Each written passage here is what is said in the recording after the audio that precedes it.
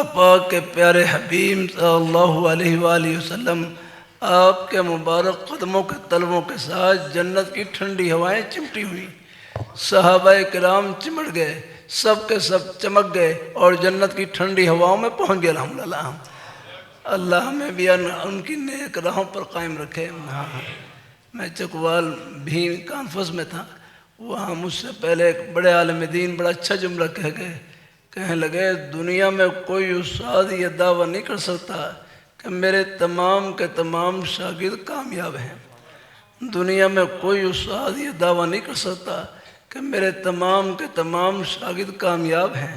فرمایا کائنات میں ایک ہی پیاری ہستی ہے، اللہ پاک کے پیارے حبیب صلی اللہ علیہ وآلہ وسلم آپ یہ دعویٰ کر سکتے ہیں کہ میرے تمام کے تمام شاگرد کامیاب ہیں۔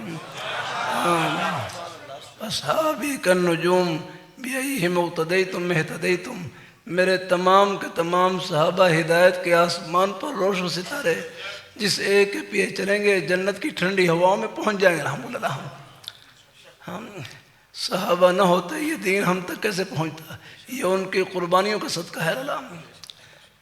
یہ سکرین پر ہر ایک کو نہ سنا کریں، بعد بڑے ایمان کو ہلانے والے جملے کہہ دیتے ہیں نا۔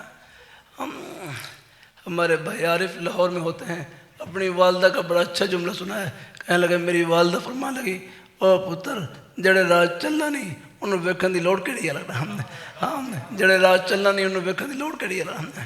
جب اللہ تعالیٰ نے سیدھا راستہ عطا فرما رکھا ہے، دائیں بائیں جھانکنے کی کیا ضرورت ہے الحمدللہ۔